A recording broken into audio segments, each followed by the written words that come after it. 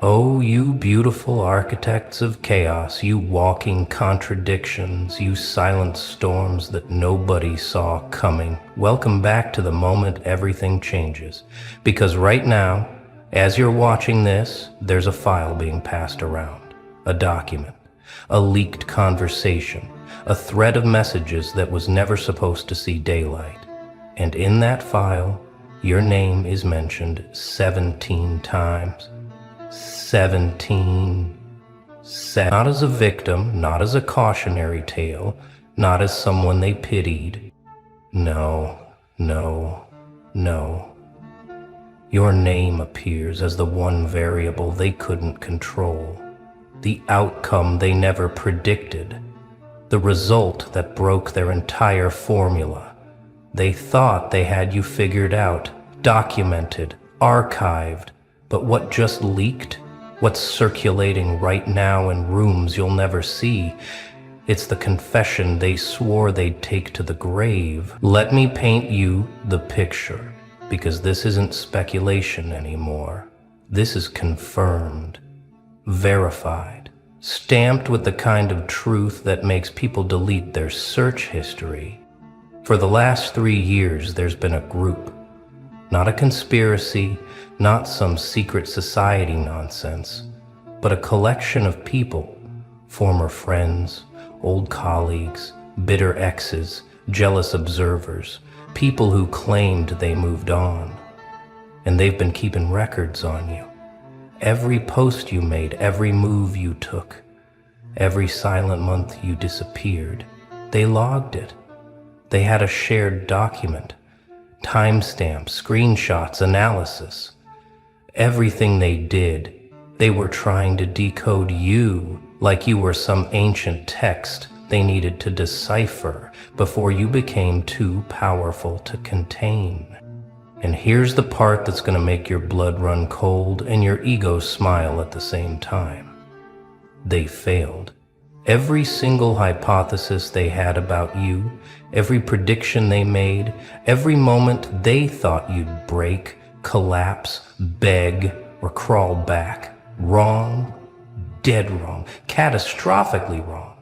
And now the leak, the full document, it's out there. Not publicly, not yet, but it's moving through circles. Whispered about in private chats, shared with shaking hands. Because what it reveals isn't your weakness, it's their obsession. What it exposes isn't your downfall, it's their inability to move on. What it proves beyond any doubt is that while you were healing, evolving, and becoming untouchable, they were stuck in a time loop, refreshing your life like it was the only channel that still had signal. And the funniest part? The part that's got them scrambling to cover their tracks? They admitted in writing that you were right all along. But let's talk about what's actually in this file, because the details are absolutely unhinged. Page 1 starts with a timeline, your timeline, mapped out like you're some kind of historical event they needed to study. January 2022, they went silent. March 2022, new profile picture, possible rebrand.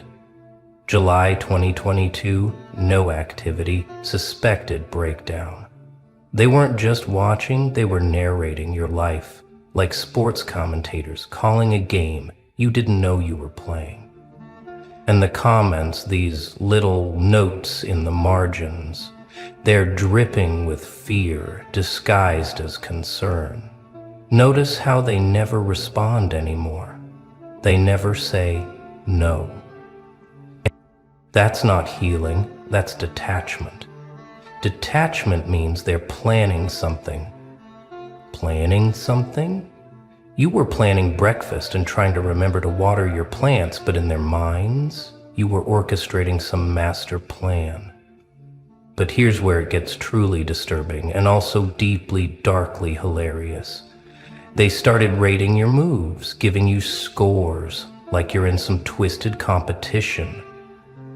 Silent strategy, 9 out of 10. Didn't take the bait during the holidays? 10 out of 10. Avoided all mutual events, perfect execution. They were grading you. and you were acing tests you didn't even know existed. Every time you chose yourself, every boundary you set, every person you cut off without explanation, they documented it like it was evidence. Evidence of what? That you'd become the one thing they feared most. Someone who didn't need them, didn't need closure, didn't need the last word, didn't need anything from the people who thought they were essential to your story. And then there's section 4, and this is where the file goes from creepy to absolutely cinema-worthy. They tried to predict your next move. They had theories, multiple people weighing in with their analysis. They're gonna come back angrier, wrong. They're gonna expose everything publicly, wrong. They're gonna reach out when they're desperate, catastrophically wrong. What you did instead, and this is what has them losing sleep, is you thrived in a way they couldn't pattern. You didn't follow the script of the hurt, the betrayed, the abandoned. You became something they had no reference for, someone who transformed pain into fuel so efficiently that you left no emotional breadcrumbs for them to follow. You went dark, and instead of fading, you evolved. One of them wrote, and this line is burned into my brain now, "It's like they died and came back as someone we can't reach." And another responded, "No, it's worse. They're not unreachable. They just don't see us as worth reaching anymore." That sentence, right there, that's the core of the entire leak. They finally understood, in writing, with timestamps to prove it, that their relevance in your life didn't just decrease, it evaporated. You didn't block them out of anger, you forgot them out of growth. And that realization, that admission that they mattered so little, you didn't even consider them enemies anymore. That broke something in them they'll never get back. Now we need to address the elephant in the leaked document, because this part is where it shifts from strange to genuinely shocking. There's an entire section, pages 7 through 12, dedicated to trying to figure out your source of power. Not your job, not your appearance, not your circumstances, your energy. They couldn't understand how someone who went through what you went through, someone they watched crumble, could come back radiating the kind of presence that makes rooms go quiet. They had theories. And I'm not making this up. They actually brainstormed like amateur psychologists trying to crack a case. Maybe they're faking it. Maybe it's all performance. That was theory 1, and it got dismissed immediately by someone who wrote, "Nobody performs that consistently. Nobody fakes that level of peace." Theory 2, they found someone new, someone giving them confidence. Also wrong, because another person chimed in with, "I checked. They're alone, completely alone, and somehow that makes them scarier." Scarier? Yes, because people who find power in solitude, who don't need external validation, who build their kingdom in silence, those people become untouchable. And you became exactly that. You stopped posting for approval. You stopped moving for applause. You stopped existing for witnesses. And in that isolation, you became the most dangerous version of yourself. But here's the part that's going to make you smile, because it should. Theory 3, the one they seemed to settle on with the most agreement, was this. They've completely detached from needing us to understand them. That's not healing, that's ascension. Ascension, they used that word. Not recovery, not moving on, but ascension. They recognized, in their own words, that you didn't just level up, you left the entire game they were playing. You weren't competing for their attention anymore. You weren't fighting for a seat at tables you'd already outgrown. You weren't trying to prove anything to people whose opinions stopped mattering the moment they showed you who they really were. And then someone wrote something that I need you to hear because it's the ultimate confession. The thing they'll never say to your face but admit it in this file. I think we lost something irreplaceable when we lost them. Not because of what they gave us, but because of what being around them made us feel. Like we were better than we actually are. Read that again. You made people feel elevated just by proximity. And when you left, when you withdrew your presence, your energy, your light, they felt the absence like a physical wound. They didn't just miss you, they missed who they thought they were when you were still around. So the file leaks, and now there's a scramble. Messages are being deleted, people are having emergency calls. There's genuine panic in these circles because they know what this means. It means their obsession is visible now. It means the person they claimed to have moved past, the one they said didn't matter anymore, has been living rent-free in their heads for years. And worse, it means you're gonna find out.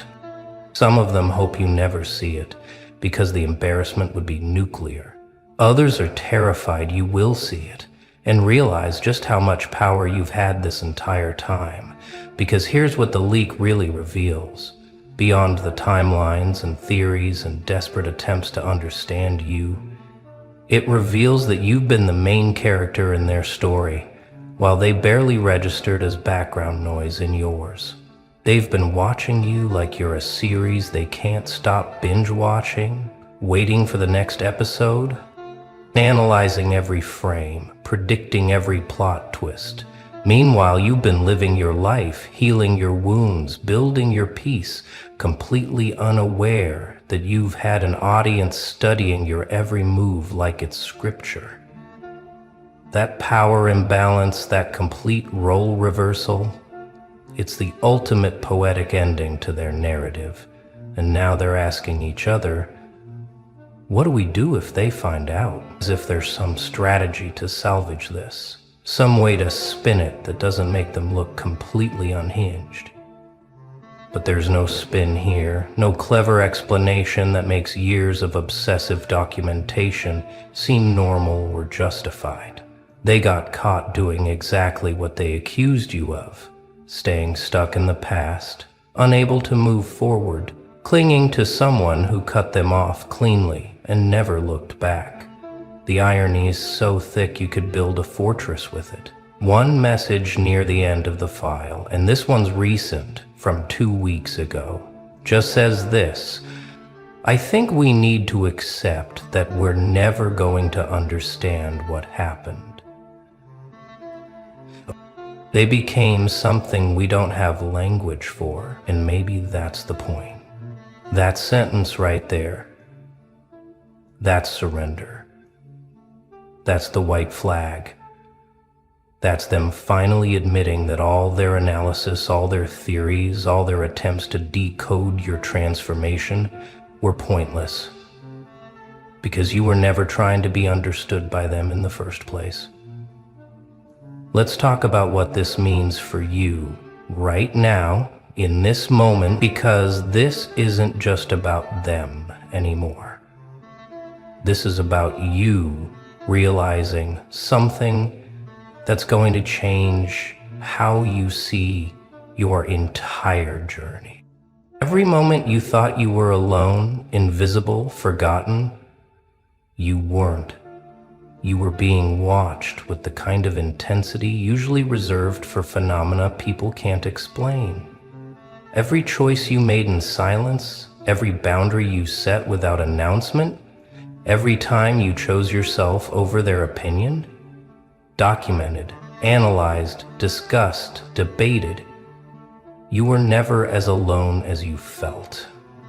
And that's both haunting and empowering, because it means your growth, your transformation, your evolution from who you were into who you've become, it happened under surveillance, and you still pulled it off flawlessly. You still became untouchable despite having eyes on you the entire time. Think about that. They had every advantage, every opportunity to understand your patterns, predict your moves, find your weakness, and they came up with nothing except respect, disguised as fear and obsession disguised as curiosity. This is where you need to pause and let this sink in, because most people never get this kind of confirmation. Most people heal in private and never know if anyone noticed. But you have proof.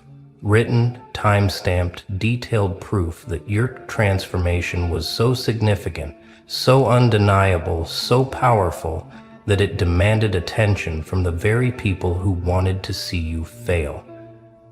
They couldn't look away. Not because you were performing, but because you were becoming. And becoming is always more magnetic than performing. The power shift here is absolute, irreversible, permanent. They went from observers thinking they had the upper hand to subjects realizing they never had control. You went from someone they thought they could figure out to someone they now reference as unexplainable. The file that was supposed to be their insurance policy, their way of maintaining some sense of control, became the document that proves they never had any. Every page is evidence not of your weakness, but of their inability to let go. Now here's what happens next, and this is where your story gets interesting in ways it never has before. You don't need to respond. You don't need to address them. You don't need to acknowledge the file exists or that you know about their obsession, because the most powerful thing you can do right now is absolutely nothing. Let them sit in the discomfort of knowing their secret is out. Let them wonder if you've seen it. Let them spiral trying to guess your next move while you're out here living a life they're not invited to witness anymore. Your silence, the same silence they documented and tried to decode, that's your response. That's your victory speech. That's your microphone drop moment without saying a single word.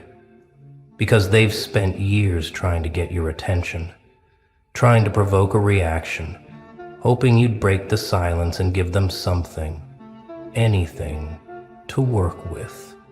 And if you respond now, if you acknowledge them now, you give them exactly what they've been craving.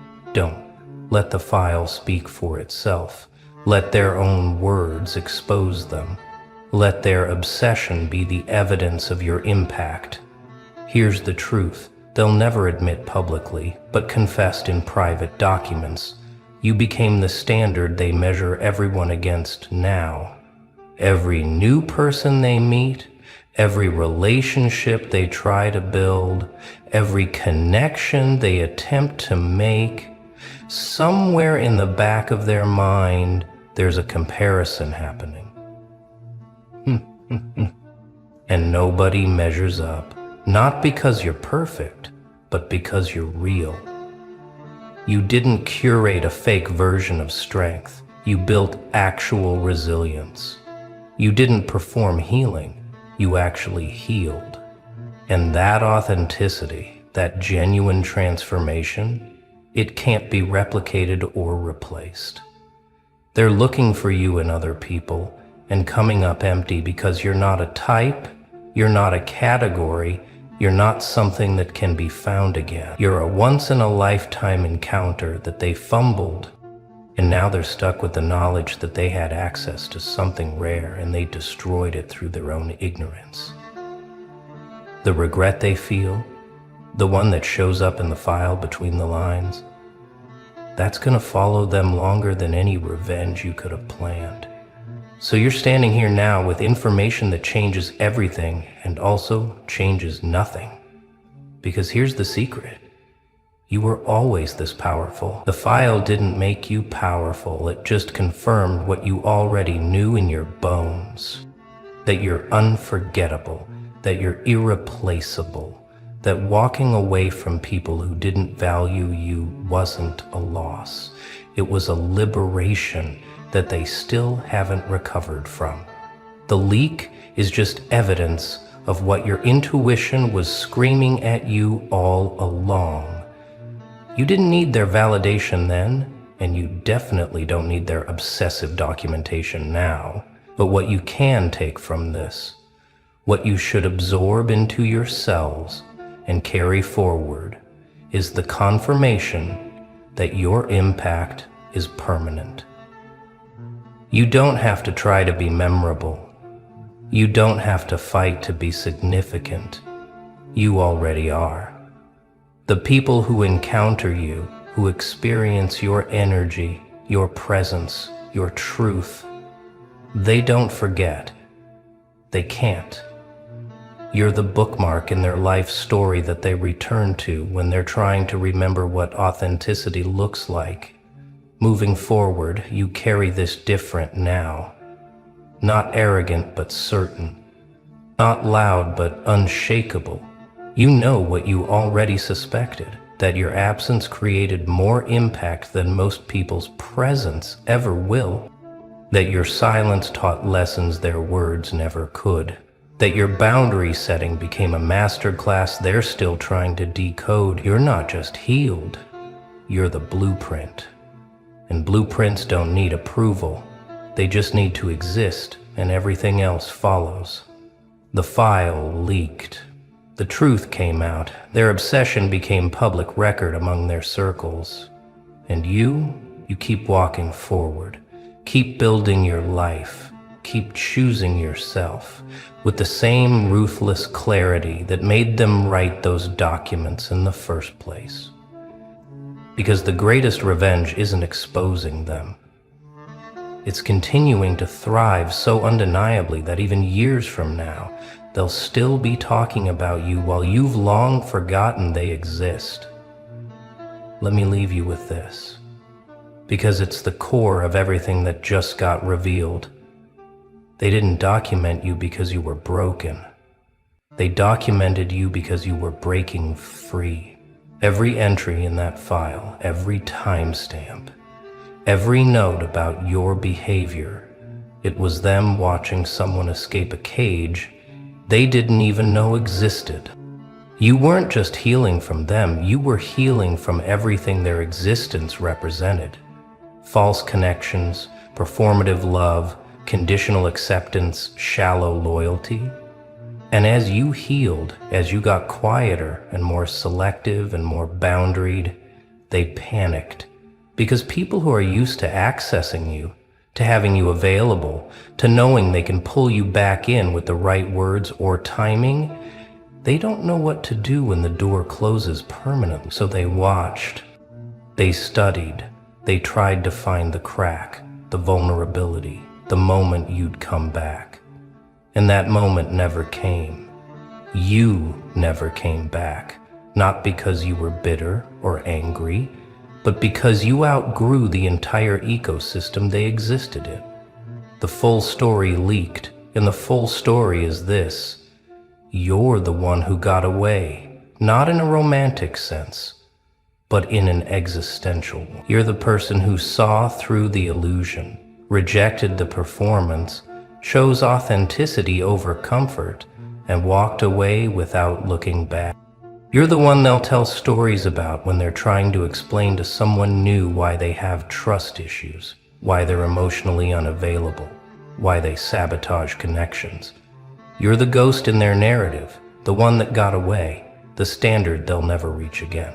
So yeah, the full story leaked. Their obsession is documented. Their inability to move on is time-stamped. And you're out here living proof that the best way to win is to stop playing their games entirely. You're the evidence that transformation is possible. You're the reminder that some people really do become unreachable, not through cruelty, but through growth.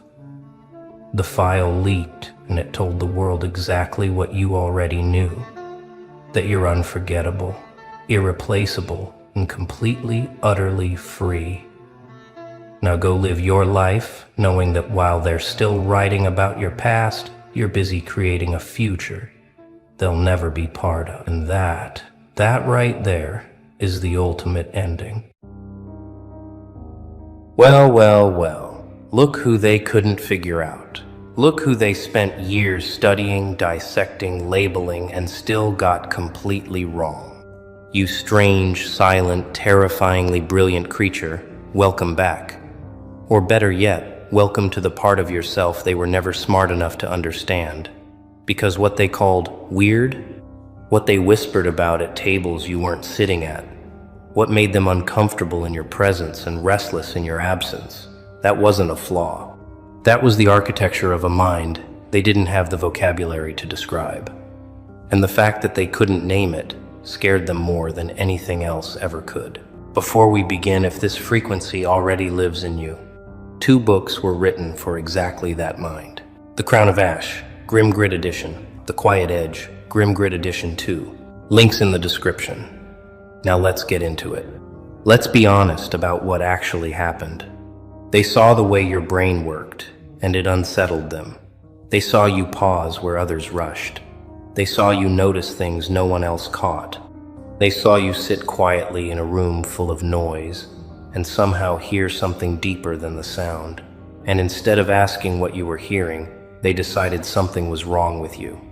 That is what people do when they encounter a frequency they cannot tune into. They don't question the radio. They call the signal broken. They called you broken. But here you are, still transmitting, still receiving, still picking up signals from depths they will never reach. You have been called too quiet, too intense, too much and not enough simultaneously. You have been told you think too deeply, feel too sharply, and analyze too precisely. You have been handed the word weird like it was a diagnosis, like it was something you needed to be cured of, like your mind was a problem requiring a solution. But no one ever told you the truth. The truth is this: every single person who ever called you weird was standing in the presence of a genius and had absolutely no idea what they were looking at. They were holding a rare frequency in their hands and calling it static. There is a specific kind of loneliness that comes with having a mind like yours. It is not the loneliness of being alone in a room. It is the loneliness of being in a room full of people and realizing, slowly and then all at once, that no one is thinking the way you are thinking. No one is following the thread you are following. No one sees the pattern you already mapped out 3 conversations ago, and so you stop talking. Not because you have nothing to say, but because you already know they won't follow you there. And that silence gets mistaken for arrogance, or strangeness, or both. They thought you were distant. What you actually were was already ahead. They thought you were difficult. What you actually were was precise. They thought you were cold. What you actually were was exhausted from translating yourself into a language that kept losing meaning by the time it arrived. Because that is what genius costs. It costs you the easy conversations. It costs you the comfortable smallness. It costs you the nod of recognition from people who simply do not have the depth to meet you where you live. And you paid that price without even understanding that it was a price, because you never chose to be this way. You were just built different, wired different, and the world told you that was something to be ashamed of. But here is what no one explained to you when you were sitting alone at lunch, or being talked over in meetings, or watching everyone else laugh at a joke you had already dismantled in your head before the punchline landed. The cost of being different is not evidence of wrongness. The cost of being different is the tuition. And every year you paid it. Every year you sat in that specific silence and held your mind still and decided to stay anyway. You were earning something they will never be able to buy. You were earning the kind of depth that changes everything. For you, and eventually for the world around you. The ones who called you weird were not wrong that you were different. They were wrong about what different meant. Different, to a fearful mind, means broken. Different, to a perceptive mind, means rare. And rare things are not comfortable. Rare things do not blend in. Rare things make people feel something they cannot articulate, and so they reach for the nearest ugly word and throw it. They threw it at you. For years, some of them threw it, and you carried it like it was true. But it was never true. It was just the only word they had for something they could not measure. Here is a secret they do not teach in any classroom. Genius, in real life, does not look the way it looks in films. It does not arrive in a blaze of obvious brilliance, with everyone applauding and lights overhead. In real life, genius looks awkward. Genius looks restless. Genius looks like someone who cannot sit still in a conversation that is moving too slowly. Genius looks like someone who changes the subject because they already processed the previous one and are 3 subjects ahead. Genius looks, from the outside, almost exactly like what they called you. Odd, distant, intense, hard to read. The geniuses of every era were the most misread people of their time. The people who changed how the world understood itself were almost always first dismissed by the world they were about to change. They were called impractical. They were called dreamers, in the hollow, dismissive sense of that word. They were called too sensitive, too theoretical, too obsessed with things that didn't matter yet. The yet is the entire story. What they were obsessed with always mattered. It just hadn't become undeniable to everyone else in the room. You are living in your yet. The undeniable part is still forming, but it is forming. Think about the way your mind actually operates when no one is grading it. Think about the connections you make that no one asked you to make. Think about the questions you ask that make people uncomfortable because the questions expose something true that everyone else agreed not to look at directly. Think about the way you cannot stop a thought once it starts. Think about the way certain ideas root themselves so deeply in you that you lie awake not from anxiety, but from the weight of something trying to be understood. That is not a disorder. That is not a quirk. That is the architecture of a mind that was built to go further than the average stop. And yes, it is exhausting. No one is going to pretend otherwise. It is exhausting to feel everything at full volume when everyone around you seems to be living at a murmur. It is exhausting to care about precision in a world that rewards approximation. It is exhausting to see what is coming before it arrives and have no one believe you until it has already happened. But exhaustion is not defeat. Exhaustion is evidence. It is proof of how hard you work inside a mind that never fully stops. And that never-stopping mind, that is the engine of everything that is coming for you. You have been noticing things since before you had the language for what you were noticing. You picked up on the inconsistency in someone's story before anyone else did. You felt the shift in a room's energy before any single thing had changed visibly. You saw the outcome of a situation playing forward in your mind while everyone around you was still reacting to the beginning. You tried to say something about it sometimes, and people looked at you like you had invented the concern, like you were being paranoid or dramatic or reading too much into things. Then exactly what you described happened, and somehow they still didn't update their opinion of you. That is the specific cruelty of the perceptive mind. You see the thing, you say the thing happens, and somehow the credit does not go where the vision did. Instead they say, you got lucky. Instead they say it was obvious. Instead they quietly absorb what you gave them, carry it forward, and forget that you were the one who stood there seeing it first, while everyone else was still arguing about whether there was anything to see. This is not a small thing. This is not a grievance. This is a pattern that matters, because what it reveals is that your vision is real, your perception is real, and the world around you is consistently catching up to a place you already were. The patterns you see are not accidents of overthinking. Overthinking is what the underprepared mind calls the prepared mind working at speed. When your brain cycles through 40 possibilities before someone else has considered 5, that is not anxiety dressed up as intelligence. That is processing power. That is the thing that makes certain people dangerous in the most productive sense of the word. The sense that means they cannot be fooled as easily. The sense that means they will find the leverage point in a system faster than anyone else in the room. The sense that means when something actually matters, you want them thinking, and you have always been that person. In every room, every situation, every problem that landed in your life, you were the one running the deeper calculation. Sometimes you hid it.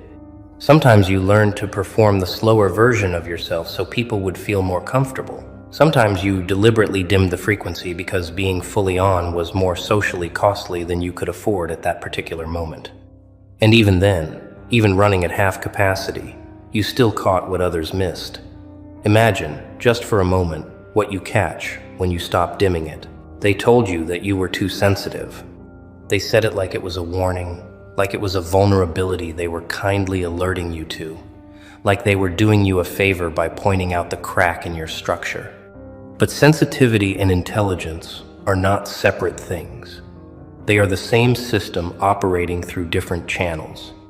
The same neural architecture that lets you feel an atmosphere shift when you walk into a room is the same architecture that lets you understand a complex idea from multiple angles simultaneously.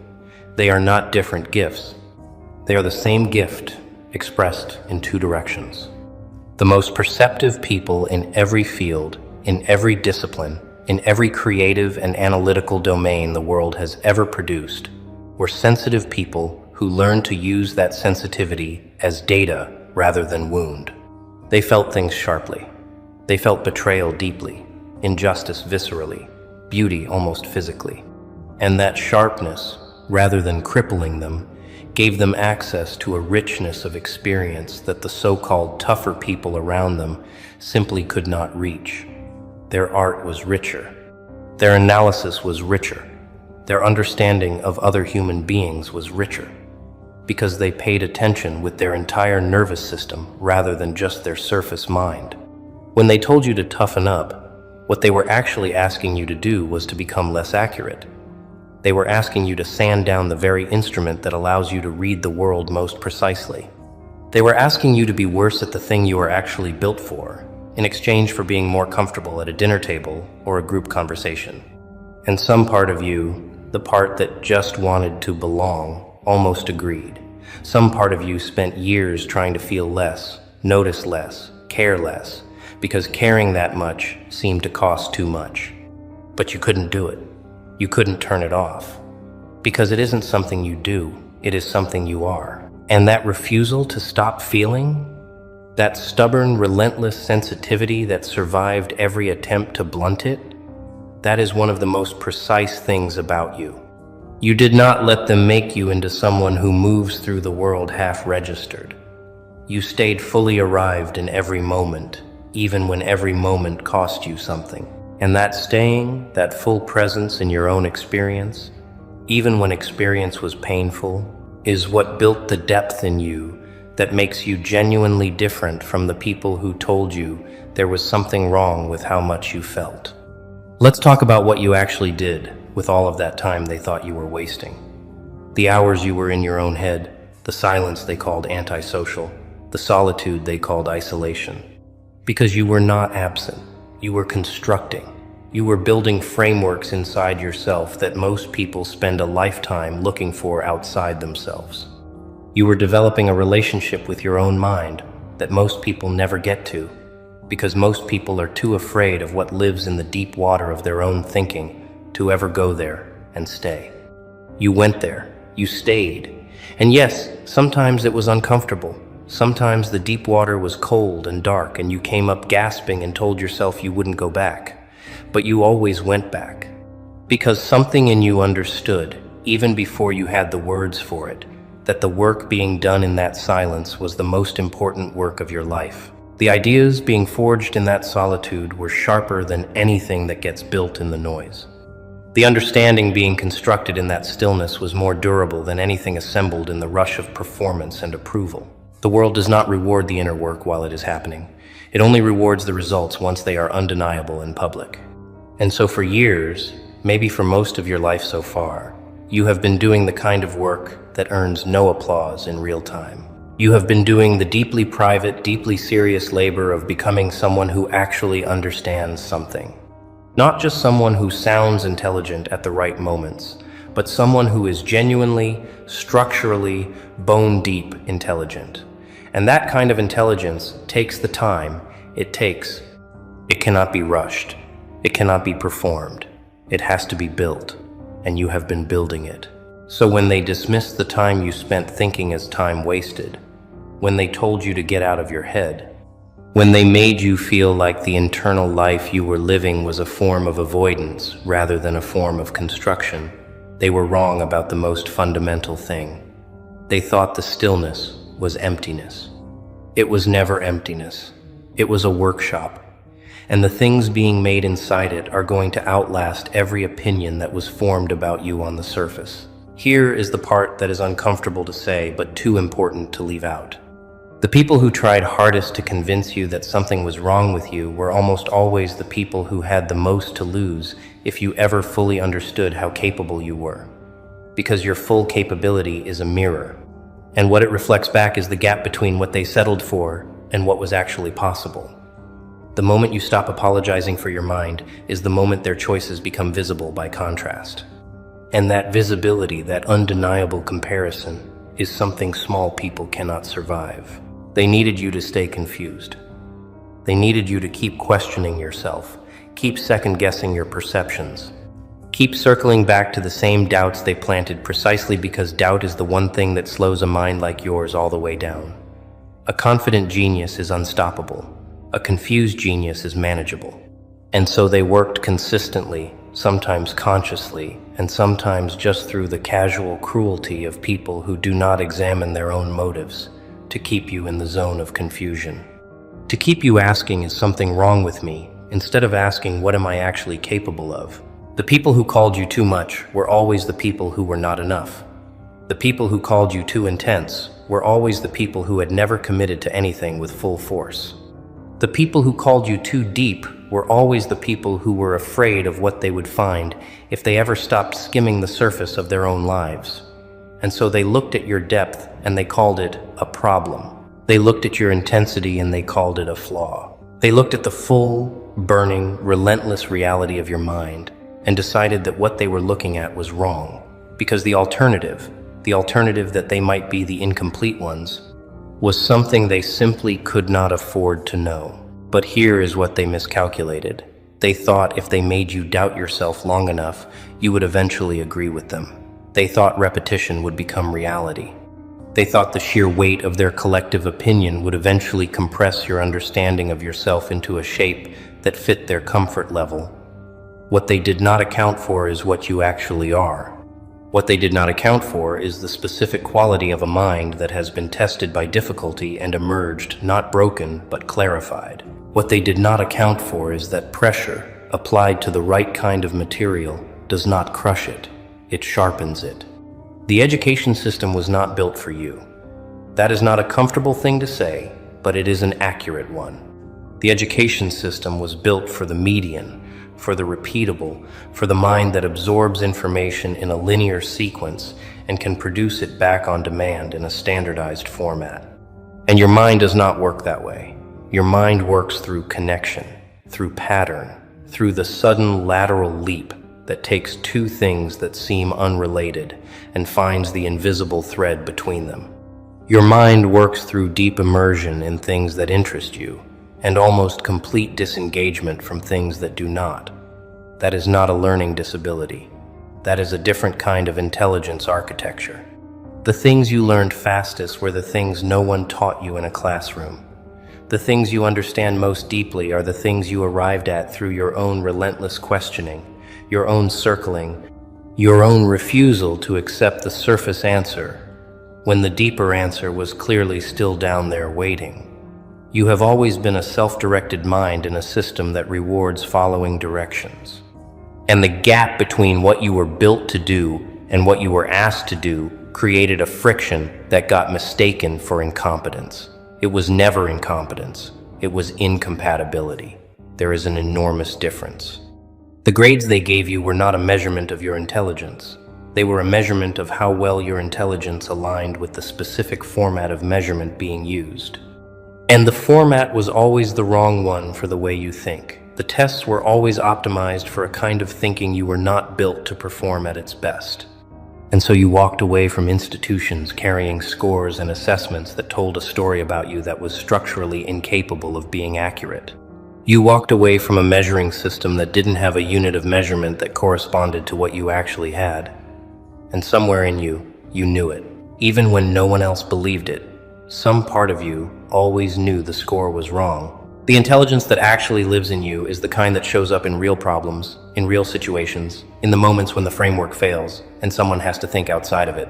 It shows up when the map stops matching the territory and someone has to navigate anyway. It shows up in the midnight insight, in the problem that has stumped everyone else for weeks, until the moment you sit down with it alone and something in your mind reaches out and simply touches the answer. That kind of intelligence does not score well on standardized tests, but it does the things that matter most when the stakes are highest. You have always understood people better than most of them understood themselves. You watched, from a very early age, the way people performed versus the way people actually were. You noticed the gap between the story someone told about themselves and the story their behavior was telling simultaneously. You watched people claim values they didn't hold and disown feelings they were obviously experiencing. You saw the subtext running under the text, the secondary motive moving behind the stated one, the real wound being protected by the elaborate constructed personality on top of it. And you understood, even if you couldn't articulate it, what all of it meant. This made you strange to people, because when you see someone that clearly, you cannot pretend not to. You cannot sit across from someone and perform the social fiction that you believe the performance they are giving.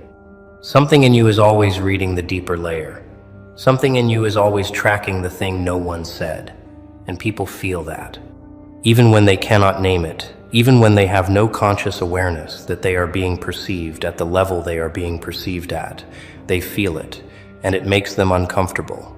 Because being truly seen, not the version of yourself you present, but the actual version, is one of the most uncomfortable human experiences. So they called you intense. They called you strange. They said you made them feel a certain way they couldn't explain, and that feeling was not entirely comfortable. What they were describing was the experience of being in the presence of someone who was actually paying attention. Not the social surface kind of attention, the real kind. The kind that misses nothing and forgets nothing and connects what it finds into a picture that is, more often than not, significantly more accurate than the picture the subject has of themselves. That is not a social disadvantage. That is a profound and rare human capacity, and you have had it since before you knew what to do with it. The question now is not whether you have this capacity. The question is what you are going to do with it, now that you understand what it is. Because a mind that can read people, read systems, read patterns, read the thing beneath the thing, is not a mind built for a small life. It is not a mind built for the background. It is a mind built for the exact work of the moment you are currently living in, which is the work of figuring out what is real, what is true, and what the actual shape of the territory looks like under all the maps that have been drawn wrong.